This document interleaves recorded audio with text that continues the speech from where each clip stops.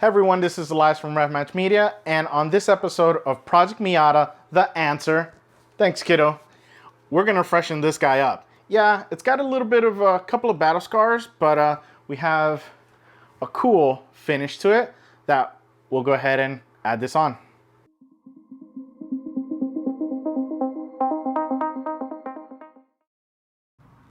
So this is one of those, let me tell you how I got here.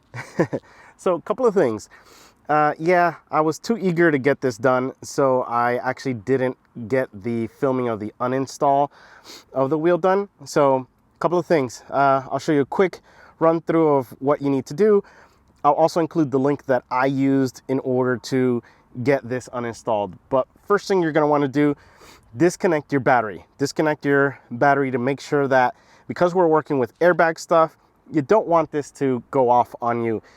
And yeah, safety first, guys. So disconnect your battery, and then the first thing you're gonna do, just get a nice little pry tool, and on the sides here, you're gonna have these little rubber tabs, and in there, you're gonna have what I believe is a 10 millimeter. So just try your different sockets, just get that out. And you'll have another one on the side. Let me try to put these are a little annoying because they go a certain way. And then you'll have that on the other side as well, right down there. And once you get that, you'll be able to take off the airbag, and then you have the nut that is holding the wheel in there. What you're gonna wanna do is remove the nut all the way first, but do not move the wheel out or try to take it off. Pro tip, once you take off that nut, you'll have the little stick, or the actual screw that goes from the car to this. And what you're gonna want to do is get a Sharpie and mark on that screw the point of where it is aligned. That way it will be aligned correctly when you go to put it back on. Yeah, I did about 4, so just a quick like cross essentially to make sure that it lines up correctly when I put it back on. Once you mark it, then you'll want to put the nut back on. And after you put the nut on, just put it on just a little bit, a couple of spins, so that then to get the wheel off, you're going to want to hit it as well as pull it. So it's just kind of tug and pull, and you don't want to do it all the way. The reason why you want to put the nut back on is because if you're tugging and pulling on this and then it comes loose, it's just going to come at your face. So we don't want that. So you'll definitely want to go ahead and have the nut stop it once you try to pull it out. So that'll get done that way. Then once you get the nut done, once you get that off, you're ready to wrap it up.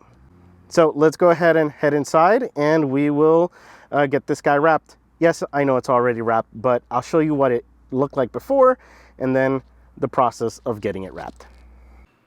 The first step you're going to want to do after removing your wheel is to clean it with some alcohol. This is going to help the adhesive stick to it a lot better. And yeah, you wouldn't realize how much grime you can take off of a wheel, and you can see there. The next thing you'll want to do is flip your steering wheel cover inside out and cut these little strips of the adhesive.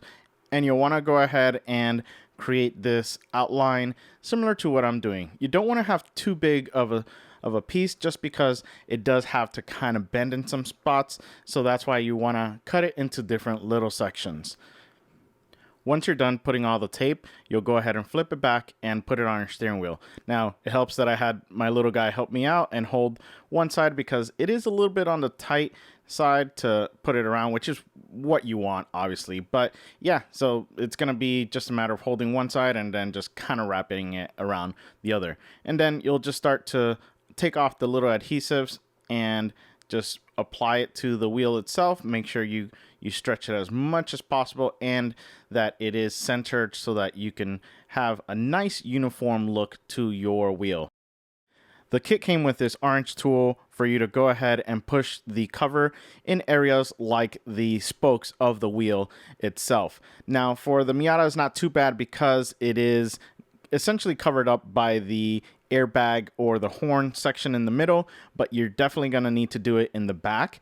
It is a little bit on the tough side to kind of squeeze them in, so just be patient. The instructions will show you how to do it as well. It's very important you follow that, because you do run the risk, if you don't do it correctly, you can actually rip into the material of the wrap. But yeah, that's really all you'll need to do to essentially get it ready for you to start the most tedious part of this process. And that is to literally sew the entire wheel. This took forever. Be patient. As you can see, my kiddo is no longer hanging out with me because this got extremely boring, extremely tedious. Would I do this again?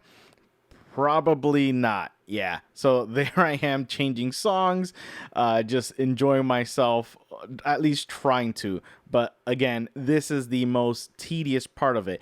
This is why I would definitely recommend taking the steering wheel out of the car, so you're not literally stuck there in the car trying to do it. The advantage of it, though, is it has something to hold on to. As you can see here, I'm basically holding it with my chin in order to, or my mouth really, in order to have it stand this way. It would still probably be uncomfortable to do it with the in the car. So like I said, this was probably best for me. If I had a stand, that would be ideal. But this let me film a little bit for you guys and actually take it downstairs, watch TV, and literally finish it while I was watching some TV. Couple of things. This takes forever. You have to be patient. Yeah, so far we have done literally this side only. I'm having a little bit of trouble getting that guy in there. Yeah. Everything else, though, is looking super nice. I am excited for this. This is really easy to do. It's just time consuming, super tedious. It's just repetitive things. Yeah, so we're just gonna finish this up. So again, this is the final product of what it looks like.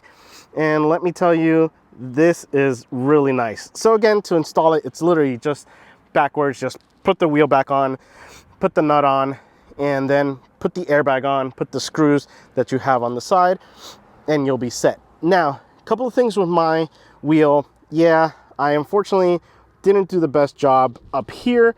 So there is a little bit of the old wheel kind of showing. I wish I would have pulled a lot more at that point. That's not a, it's okay. You can see here, I did a better job on this side. Not 100%, but yeah, I noticed it, but not many others will.